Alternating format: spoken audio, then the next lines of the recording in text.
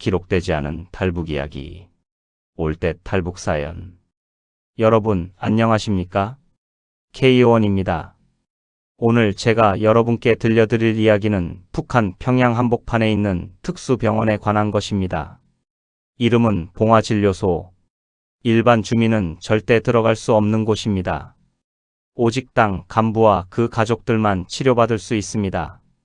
이곳에서 10년간 근무한 내과 의사가 있었습니다. 평양의대를 우수한 성적으로 졸업하고 20대 후반에 인민무력부 추천으로 배치된 엘리트 의사였습니다. 가명으로 정혁이라고 부르겠습니다. 2019년 겨울 어느 새벽이었습니다. 그 앞에 2명의 환자가 있었습니다. 고열로 숨이 끊어져가는 8살 아이, 그리고 심장마비로 쓰러진 당 중앙위원회 비서. 둘 다 살릴 시간은 없었습니다. 의사로서 그의 판단은 명확했습니다. 아이를 먼저 살려야 한다. 그러나 상부의 지시는 달랐습니다. 아이는 나중에 보고 비서 동지를 먼저 살려라. 당의 심장이 먼저다. 그날 밤 정혁은 결심했습니다. 이 나라를 떠나겠다고. 제가 직접 만나 취재한 내용을 토대로 재구성한 이야기를 지금부터 전해드리겠습니다. 그 전에 잠깐 말씀드리겠습니다. 영상 아래 구독이라는 글자를 눌러두시면 더 많은 탈북민들의 목소리가 당신께 전해집니다. 구독은 무료입니다. 그리고 지금 한국과 해외 중 어디서 시청 중이신가요? 댓글로 남겨주세요. 자, 그럼 시작하겠습니다. 먼저 여러분께 이 봉화진료소가 어떤 곳인지 설명드려야겠습니다. 평양 중심부에 위치한 5층 건물입니다. 외관은 평범한 병원처럼 보이지만 내부는 완전히 다릅니다. 병동 자체가 계급으로 철저히 분리되어 있습니다. 5층 특별 1과라고 부릅니다. 최고 지도자와 그 가족 전용입니다. 4층 특별 2과. 당 중앙위원회 비서급 간부들이 사용합니다. 3층 특별 3과. 인민무력부 장성과 보위성 국장급이 들어갑니다. 2층은 그 아래 간부들이 쓰고 1층 끝자락에만 일반 주민용 병상 몇 개가 있습니다. 하지만 형식일 뿐입니다. 실제로 일반 주민이 입원하는 경우는 거의 없습니다. 정혁이 처음 이곳에 배치됐을 때 그는 자부심을 느꼈다고 합니다. 북한에서 가장 좋은 의료 장비가 있었고 약품도 충분했으며 수술실도 최신식이었습니다. 여러분, 미국산 항생제, 일본산 인슐린, 독일제 마취제. 평양의 다른 병원에서는 상상도 못할 물자들이 창고에 가득했습니다. 그런데 시간이 지나면서 정혁은 이상한 점을 발견했습니다. 5층 환자는 가벼운 감기에도 최고급 항생제를 투여받습니다. 4층 환자는 경미한 복통에도 CT 촬영을 2번씩 합니다. 반면 1층 끝 병실에 누워있는 지방 주민에게는 해열제 한 알조차 제대로 주지 않았습니다. 어느 날 젊은 간호사가 물었습니다. 선생님, 왜 이 환자에게는 약을 주지 않습니까? 선배 의사가 냉정하게 답했습니다. 약이 부족해서 그렇네. 위층부터 챙겨야지. 하지만 정혁은 알고 있었습니다. 약은 부족하지 않았습니다. 단지 주지 않을 뿐이었습니다. 2019년 12월 눈이 내리던 새벽 3시였습니다. 당직실에서 쪽잠을 자던 정혁에게 간호사가 급히 달려왔습니다. 선생님, 4층 응급입니다. 당 중앙위원회 비서님이 심장 쇼크 상태입니다. 정혁은 재빨리 4층으로 올라갔습니다. 60대 중반의 남성이 침대에 누워 있었고 심전도 모니터는 불규칙하게 요동치고 있었습니다. 심실세동, 쉽게 말씀드리면 심장이 제대로 뛰지 않는 상태입니다. 5분 내에 조치하지 않으면 사망할 수 있는 위급한 상황이었습니다. 제세동기 준비, 에피네프린 1ml 준비. 정혁이 지시를 내리려는 순간 아래층에서 비명이 들렸습니다. 누가 좀 와주세요. 애가 숨을 못 쉬어요. 1층이었습니다. 정혁은 잠시 망설였지만 일단 눈앞의 환자부터 안정시켜야 한다고 판단했습니다. 제세동을 1번, 2번. 세 번째에 심장이 다시 뛰기 시작했습니다. 혈압 안정됐습니다. 그제야 정혁은 1층으로 내려갔습니다. 복도 끝 병실. 작은 침대에 8살 정도의 아이가 누워 있었습니다. 얼굴은 창백했고 호흡은 거의 멈춰 있었습니다. 산소포화도, 즉 몸에 산소가 얼마나 들어가는지를 나타내는 수치가 70%까지 떨어진 상태였습니다. 고열로 인한 쇼크였습니다. 산소 연결하고 링거 투입. 정혁이 급히 지시했습니다. 그런데 간호사가 난처한 표정으로 말했습니다. 선생님, 1층에는 산소통이 없습니다. 없다니? 무슨 소리입니까? 4층에서 전부 사용 중이어서요. 보충 요청했는데 내일 온다고 합니다. 여러분, 정혁은 그 순간 정신이 번쩍 들었다고 합니다. 4층에는 산소통이 10개도 넘게 있었습니다.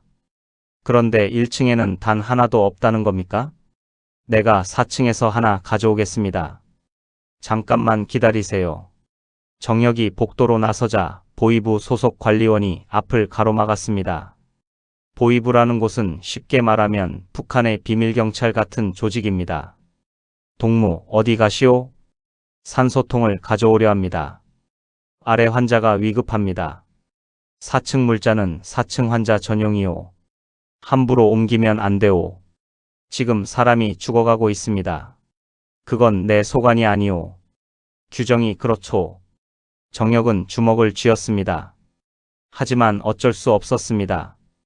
이곳에서 보이부 관리원의 말은 곧 법이었습니다. 다시 1층으로 내려갔습니다. 아이의 어머니가 정혁의 옷자락을 붙잡았습니다.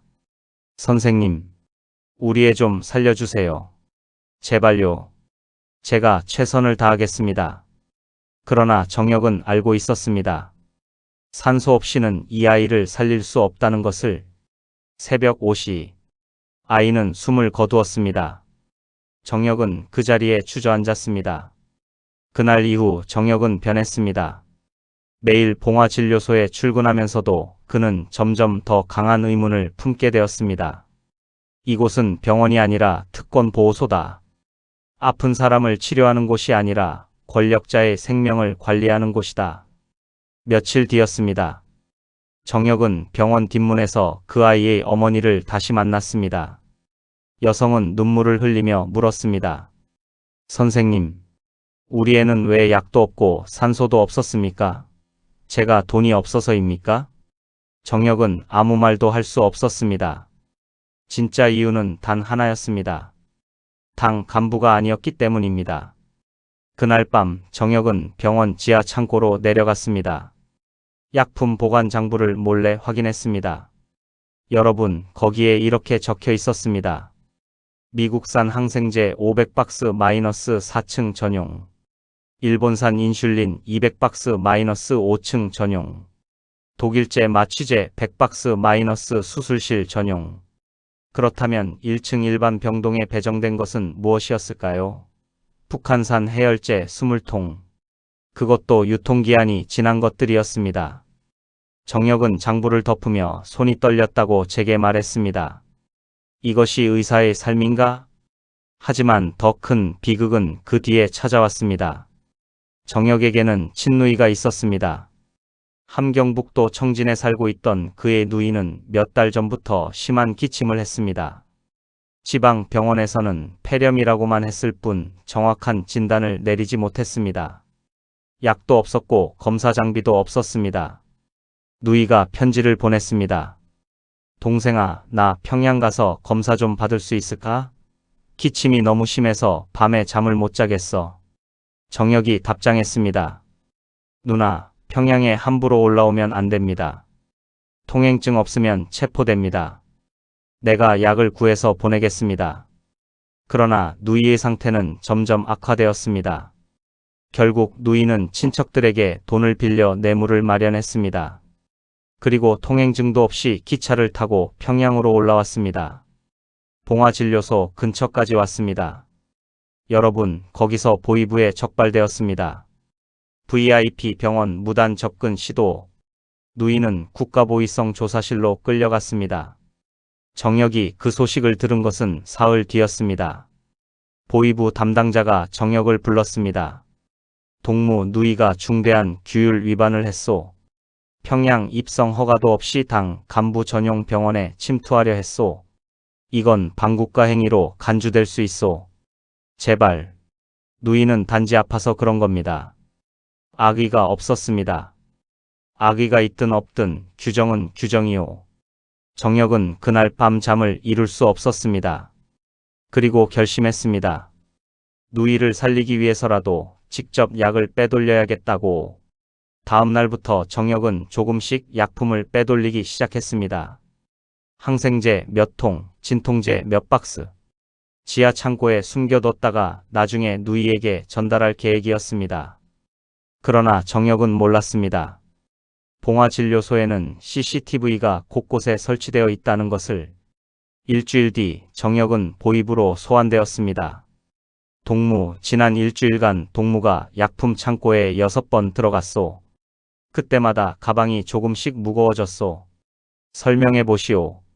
정혁은 식은땀이 났습니다. 저는 단지 재고를 확인했을 뿐입니다. 재고 확인을 가방에 넣어서 하오? 동무, 거짓말하지 마시오. 우리는 다 알고 있소. 동무 누이 때문에 약을 훔친 거 아니오? 정혁은 아무 말도 할 수 없었습니다. 보이부 담당자가 차갑게 말했습니다. 일단 오늘은 돌려보내겠소. 하지만 동무는 이미 감시 대상이오. 앞으로 조심하시오. 다음엔 용서 없소. 정혁은 그날 밤 집으로 돌아와 방바닥에 주저앉았습니다. 이제 어떻게 하지? 누이도 못 살리고 나까지 잡혀가는 건가? 바로 그때 오래된 친구에게서 암호 메시지가 왔습니다. 그 친구는 2년 전 해외 의료연수팀으로 중국에 나갔다가 한국으로 망명한 동료 의사였습니다. 정혁과는 평양의대 동기였습니다.